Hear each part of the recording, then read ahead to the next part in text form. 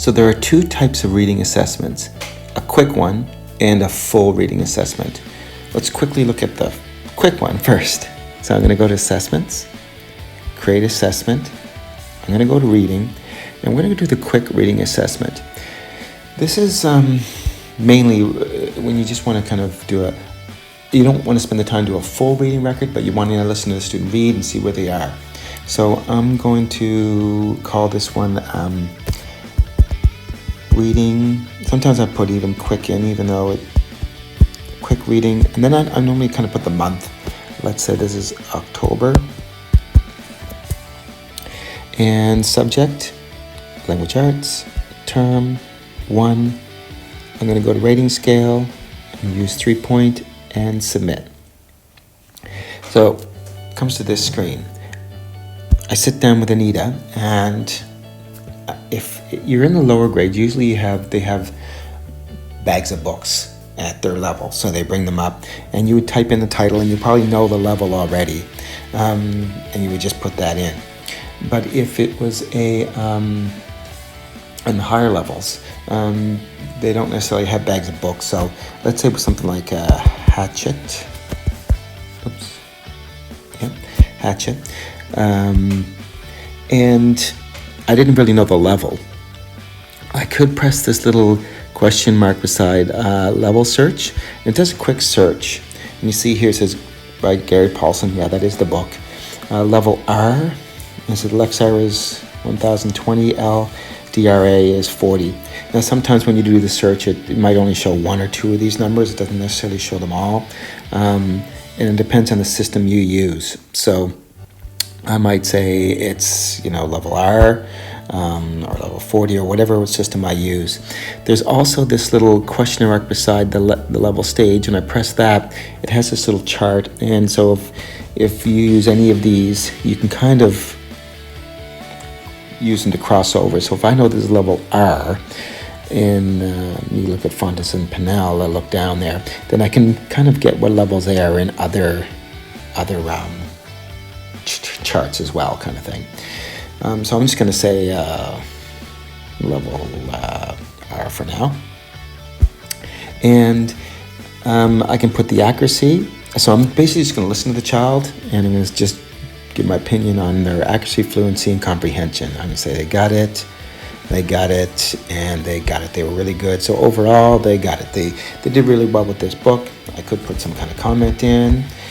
And now the thing about this is normally it's lower elementary, you would use this quite frequently when you're trying to listen to students read a lot, because they're changing, they're growing in levels really quickly, and you want to move them up to the next level. You need to hear them read quite frequently. So what this allows you to do is, see the expand arrow here. When I tap that, you can see this will show all the books that they've read with me in a level, so I can kind of make sure they're moving along in levels. So you can see the oldest date, they started with Q, A Secret Home, and that's in green. Anyone in green is when I did a full reading record, and if I tap the little arrow there, it'll take me to the full reading record that I can see. But there's Q, V, R, Hatchet. Well, this one I did January 14th. It goes by the date. And then March 24th was the Canyon Mystery one. So I can kind of just make sure they're moving along, and just make sure that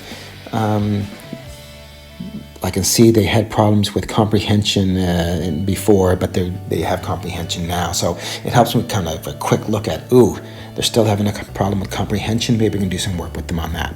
So this is kind of a quick look, and I'm going to go to shrink, go back to here. So this is the kind of what I call the quick reading assessment. Pull them up, read. They only read a page or so, and I just get a quick idea. So to do a full reading assessment, I press Assessments, Create Assessment, and I go to Reading as well. This time I'm going to go to Full Reading Record. I'm just going to put Full. Let's put Full for now. Subject, Language Arts, Term 1, and I'm going to go Next, and 3-point rubric, and Submit. This shows kind of the list view. I want to go into the full reading record for this student. say Anita Bath here. I'm going to press the little arrow beside her name, and this shows the full reading record. Now, I'm not going to go through all this because that's in another video, the details. I'm just going to show you the things that this basically has. You can have a text list. So see this blue button that says Edit Text List, and I tap that. And this has a list of, I just put in, of a series that I use with the title, the level, the genre, the word count, and just the producer. And you can also put in your comprehension questions over here. And you can also put photos of the text or photos of the running record sheets. Can go in there in this section. And if you do that, I'm going to go back, then you can choose from the list, and then automatically the word count, level, and all that comes in. And if there was photos of the sheets, they would come in. And if I had Apple Pen, then I can actually just mark on the actual screen. And those sheets would come up here. There's a section on accuracy, and it automatically does the totals for you. So if I say they have 5 errors, you can see it says 98% in easy. If I said they have 40 errors, then it's 82% in difficult. Same with the self-corrections. I can put in 1, or so let's do 2. Then it has the self-correction rate. These strategies used, you can just check whether yes, no, or some. I use them sometimes, and I can edit those values. I can also edit this list. If I don't say use pictures and diagrams, I don't want that. I can just tap on that little pencil and tap in here and remove this and put in what I want. So I can kind of have a checklist of things that I want. And then just a rating scale for overall. So there's fluency. You can use a timer that's on the first screen. And I can have these just as a little kind of rating scale. I can use these or edit these values. Let's put this in. And you can use these for the overall. So let's say they're meeting on that one. Or I can edit those values.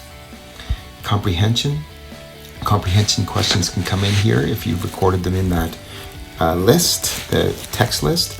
And I can just enter their responses to that, or I can just do a recording of their responses, an audio recording.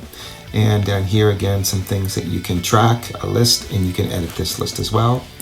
And the last place is a place for a comment, a place for your future instruction or future focus, and an overall rating.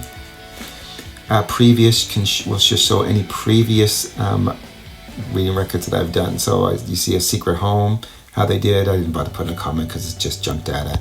And so you can quickly see how they did on other ones. And if I press a little arrow beside them, it'll go and show that in detail.